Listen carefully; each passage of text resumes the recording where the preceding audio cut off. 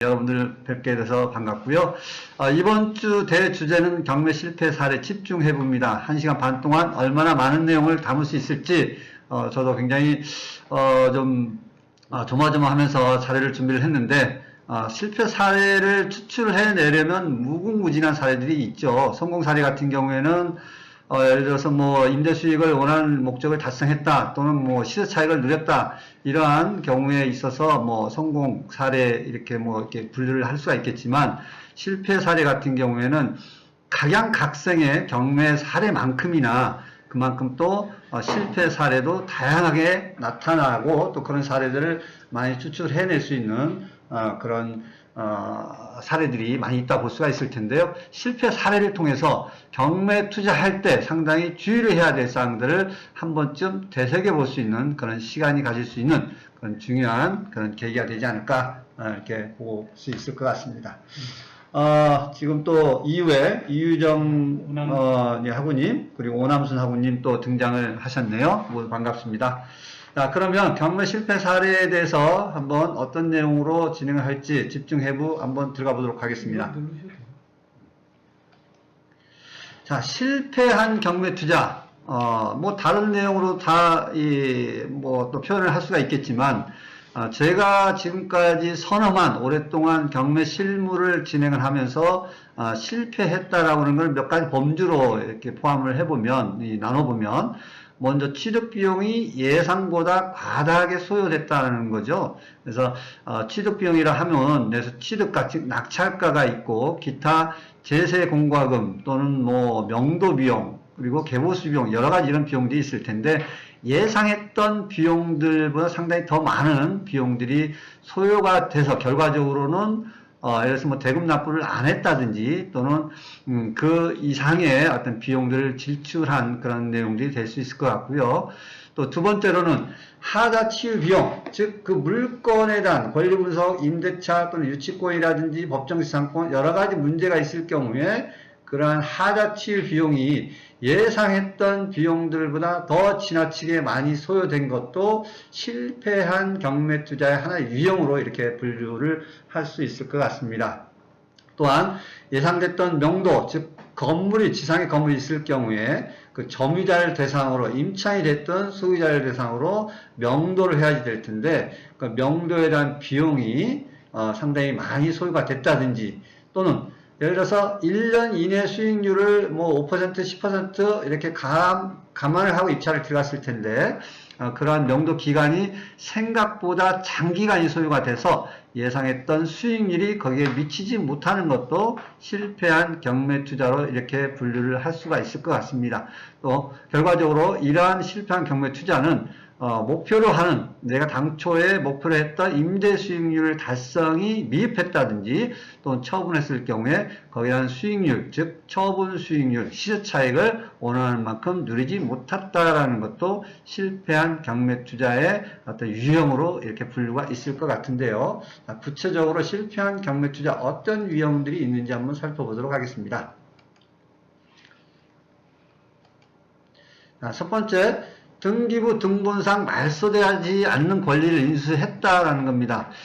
제 강의 과목, 즉 부동산 경매 사례와 권리 분석을 들으셨던 분들은 이 지금 보여주는 표에 내린 내용들을 굉장히 낯이 익을 텐데요. 우선 선순위 권리 중에 인수되는 권리, 즉 말소 기준 권리라고 하면 근저당, 저당, 가압류, 압류, 그리고 담보 가등기 이 5가지 권리가 없을 경우에는 강제 경매 개시 결정 등기를 기준으로 말소되느냐 말소되지 않느냐라는 어떤 그 권리 즉 인수주의를 취하느냐 소재주의를 취하느냐에 따라서 인수, 말소에 대한 그 판가름이 난다 이렇게 보실 수가 있는데요. 지금 근저당 모든 권리, 등기부 등본에 있는 권리, 갖고 일고 있는 권리들을 쭉 순서대로 나열을 했을 때 근저당이 제일 먼저 와 있고 그 뒤에 모든 권리들이 있을 경우는 그 뒤에 있는 후순위 권리들은 다 말소가 된다고 보는 거고요. 반면에 말소 기준 권리가 되는 제일 먼저 순위가 되는 근저당, 가압류 중에 제일 먼저가 오는 권리가 되는 그 권리를 기준으로 그보다 더 앞서 선순위로 설정되어 있는 권리들이 전세권이라든지 지상권이라든지 지역권, 가처분 이런 권리들이 왔을 경우에는 말소되지 않고 낙찰자에게 인수된다라는 거죠. 그래서 이 권리들이 있는데도 불구하고 낙찰을 받았다 그러면 그 권리는 인수되고 등기, 즉 소유권 이전 등기를 해도 말소되지 않고 매수인에게, 즉 낙찰자한테 인수가 되는 그런 권리들이기 때문에 어떻게 보면 실패, 즉 실패되는 또는 그 권리들을 말소시키려면 그만한 비용들이 들어간다는 차원에서 실패한 투자 사례로 볼 수가 있지 않을까 볼 수가 있습니다. 즉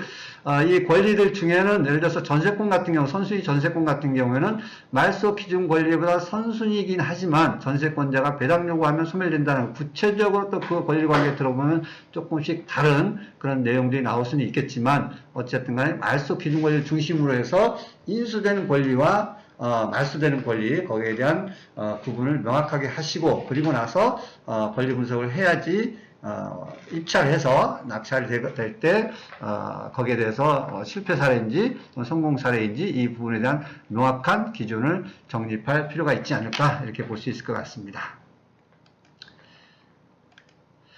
또 등기부 등본상의 권리가 아니라 등기부 등본에 나타나 있지 않은 외적인 권리를 인수를 했다라는 것도 실패 사례의 유형이라 볼 수가 있을 텐데요. 그래서 법정 지상권 같은 경우에는 지상에 건물이 있는 경우에 건물만 낙찰을 받거나 토지만 낙찰을 받는 그런 유형에 해당이 되겠죠. 그리고 유치권 같은 경우에는 지상 건물에 대한 공사를 또는 공사 대비 또는 인테리어를 했을 경우에 그 인테리어 비용을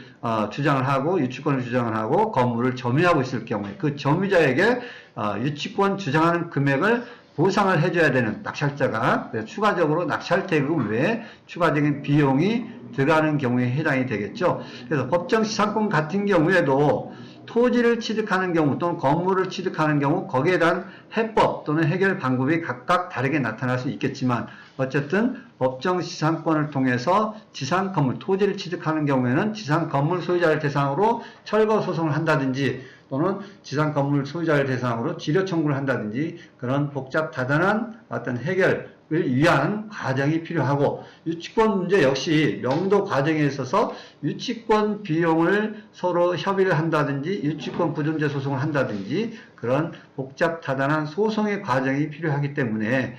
그만큼 기간이나 또는 비용이 예상치 못하게 들어간다는 측면에서 실패 사례라고 귀결을 지을 수 있을 것 같고요. 물론 유치권 같은 경우에도 유치권을 주장하고 있지만 유치권자하고 협의가 원만하게 된다든지 또는 유치권 주장하는 금액을 대폭 할인해서 협의가 됐다든지 그러면 나름의 소기에 성공적인 결과를 이끌어냈다 이렇게 볼 수는 있겠죠. 그리고 분묘 기지권 같은 경우에도 토지를 취득을 했는데 전담이나 임야에 취득을 했었는데 그 지상에 분묘가 있는 경우에는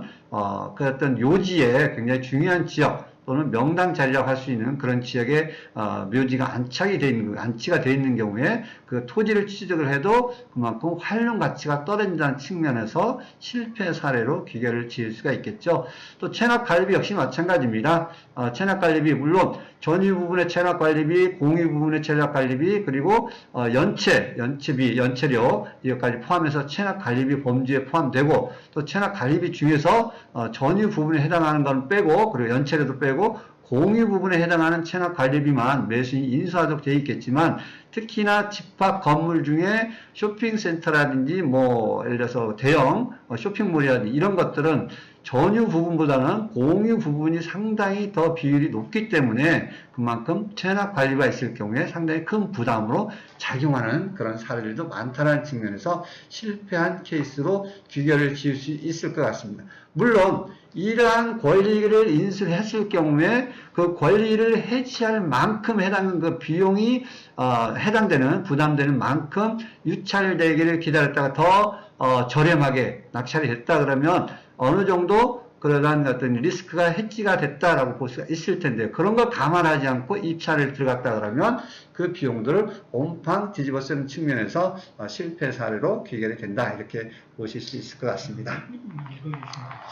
그리고 그 사이에 또 이윤진 하구님, 김세진 하구님, 또 이리라 하구님, 김근호 하구님, 윤광선 하구님, 김원기 하구님이 또 등장을 하셨네요. 반갑습니다.